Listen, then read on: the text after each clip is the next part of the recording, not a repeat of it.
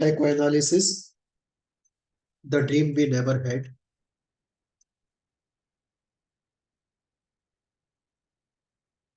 The title is on the Lacanian lines.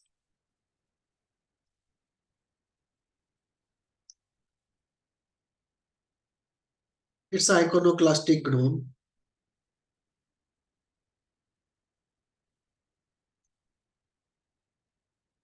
And like any other gnome, it has multiple meanings packed into it. There's also an iconoclasm, a paradox packed into this phrase.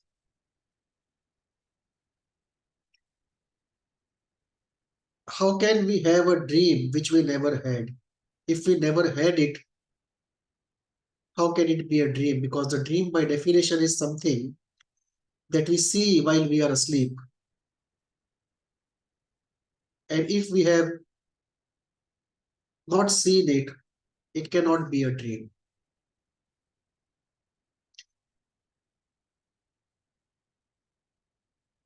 With this appetizer, let us move into the discussion.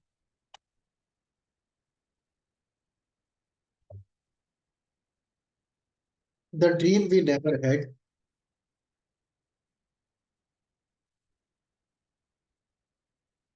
Let us look at various meanings of the phrase and how it is useful from a conceptual and applied standpoint in psychoanalysis. One understanding of the dream we never had is from a classical psychoanalytic standpoint. The Freudian standpoint, not a classical psychoanalytic standpoint, but a classical Freudian standpoint, is to say that it's an absurd phrase. It has no meaning into it because it violates the dream and its definitions. Its definition.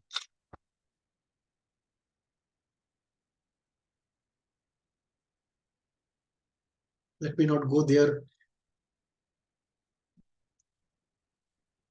into the intricacies of definition and definitions because so much can be said about a dream.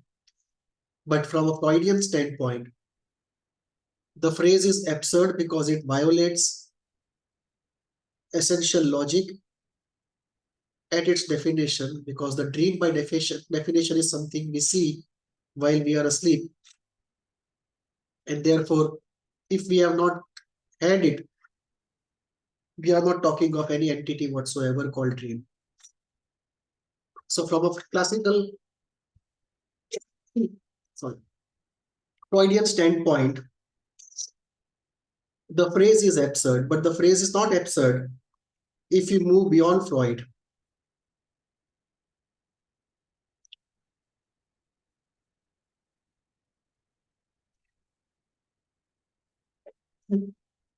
If we move beyond Freud, within psychoanalysis and outside, the phrase is very meaningful, deeply meaningful, I would say.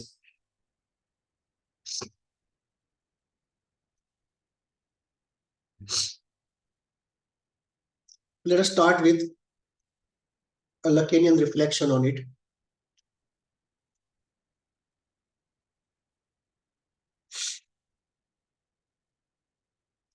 Lacan talks about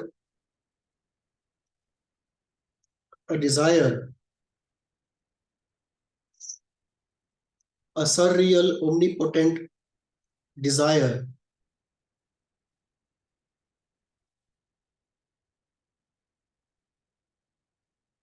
which we project. Rather, let me phrase it this way.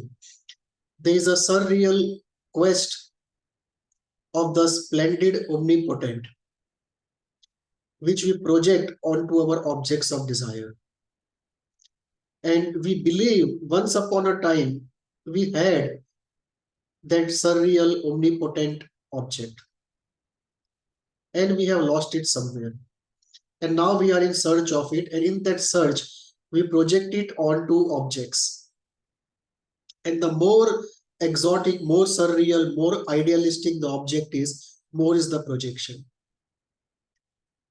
But the fact is, in reality, we never had that surreal, omnipotent, splendid object. So it's a belief that we had it once, which in fact we never had. And we are now in search of it. So we are in search of that which we believe we once had, but actually we never had. So it's a search of what we never had, which we believe we once had. And this is what leads to dissatisfaction in satisfaction of every desire. Because no satisfaction of desire can exhaust this search for the splendid omnipotent. And therefore, the desire keeps moving from one object to the next, failing every time to exhaust itself, to quench itself by experiencing having the splendid omnipotent. And therefore, it's like carrot in front of a horse. You keep running and never catch what you wish to catch. And the desire, therefore, by this very generic process has to remain dissatisfied and frustrated. And we are constantly in search of a dream we never had. It is a dream of that splendid omnipotent, which we believe we once had, but it's a dream that we ever had it. It's not actually true. In reality, we never had it, but we have a dream that we had it once. And it is a dream of what we once had, and we want to recapture it, repossess it, rehab it, re-experience it. And therefore,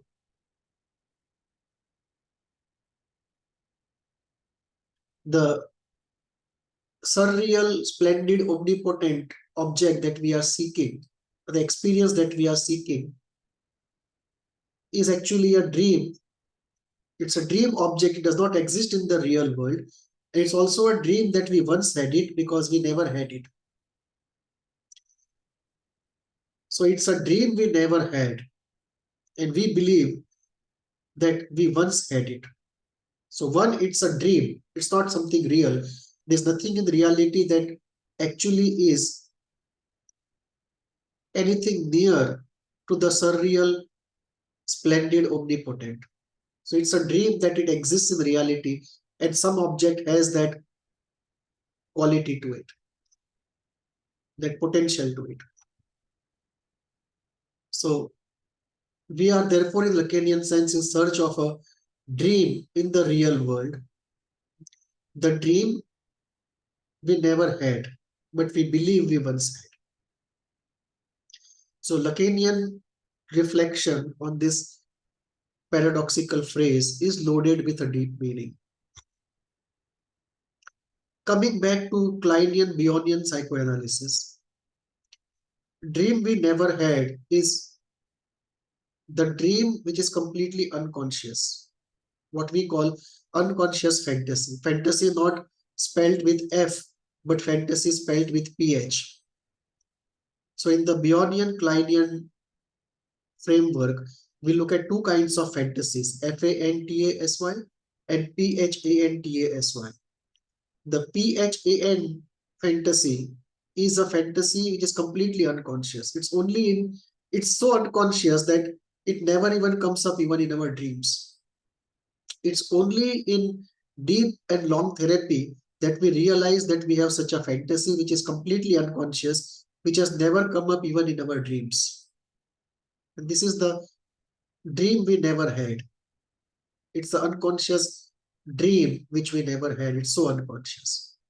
So it's quite meaningful in the Bionian Kleinian context of unconscious fantasy, PHANTASY fantasy. Zizek, in his books, The Sublime Object of Ideology, also makes use of this concept of the dream we never had. Every ideology, every political ideology, or every ideology, even if it's non-political, every ideology is pursuit of that surreal, splendid, omnipotent, all good, some state of happiness hereafter, forever. And that sublime object of ideology is actually the sublime object of our fantasy, our dream. That sublime object is not some object in the real world. It's not even a state of affairs possible in the real world. It is a ideal state, and that ideal state is actually a ideological rendition of a sublime object which we believe we once had, but actually we never had. It is this sublime object of ideology which keeps powering all social and political movements. It's also based upon the same concept of the dream we never had. The quest of what we never had. Now, this is common to both psychoanalysis and spirituality. There can be a difference on the second part of it. The quest of what we never had is unquestionable. There is this quest in everyone. But the belief that we once had it, on that there can be a difference. Some will say we have a belief that we once had the surreal, splendid, omnipotent.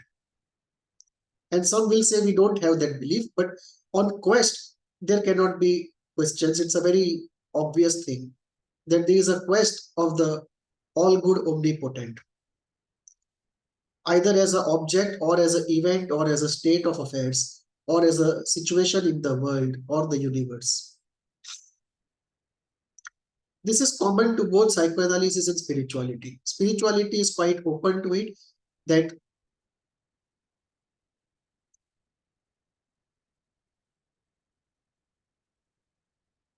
the quest of the omnipotent is a natural spiritual quest, because our soul has that natural goal. That deepest part of us is our soul, and the natural goal of the soul is enlightenment. And enlightenment is as near to that omnipotence as one can be. So for spirituality, not only is the quest natural, it is actually holy, it is central, and it is the foundation on which to base our life and our quest. For psychoanalysis, it is one more problem to be solved on the path of reality acceptance.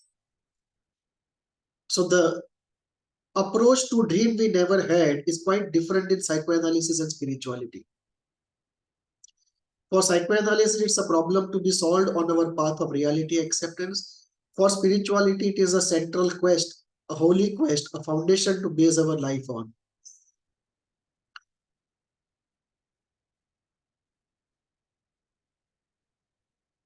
In my conceptualization,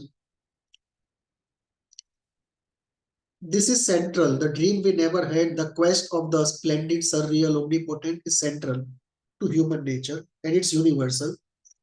Like the quest for pleasure, aggression, narcissism, just as these are universals, the search for the omnipotence is also universal and innate. And the way I conceptualize is this, that the quest is for the absolute, which is beyond our expression, our conceptualization. Short of absolute is ecstasy, the state of ecstasy, which can be felt in the state of samadhi, state of enlightenment. where one is completely lost. This is one particular experience of enlightenment where one is completely lost into ecstasy. Short of that is the feeling of omnipotence. And obviously we cannot be omnipotent, but we can have a false feeling of omnipotence, a narcissistic self-delusion, but a real feeling from a psychological standpoint, although untrue. And then we can dream about it. Slightly less intense experience than an all-consuming omnipotence that you might feel in a narcissistic high or a manic high. Something less than that in the dream of an ordinary person. Then the satisfaction of ordinary desires. Then the reality as it is, which has all its banality, boredom, and everything.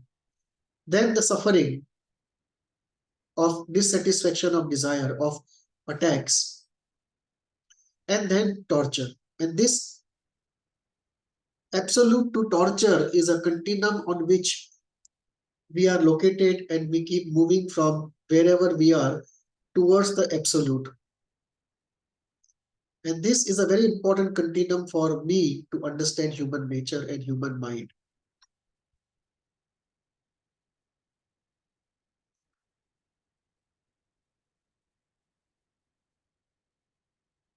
In personality disorders especially, we see the fear of torture and the quest of ecstasy very clearly.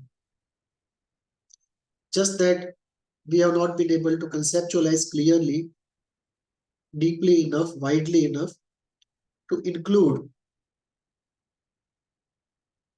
this deeply significant concepts.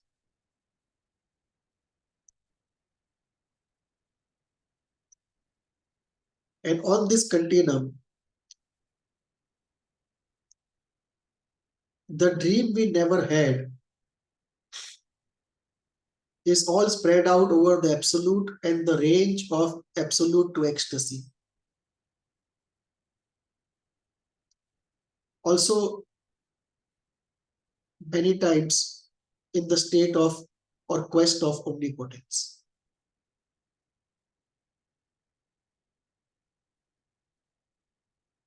And the negative inversion of it, the negative component of it, of the dream we never had, the negative dream we never had, is spread over the state of torture and partly into suffering rooted in our negative fantasies, which also comes up when we go in the depth of personality disorders. And in many cases, psychosis also, especially of the paranoid persecutory type. So the dream we never had is a very important concept, and it opens up reflection and discussion on all these areas. It's very important for understanding and use in therapy of personality disorders, of some forms of psychosis, theory development in general, practice development also. Thank you.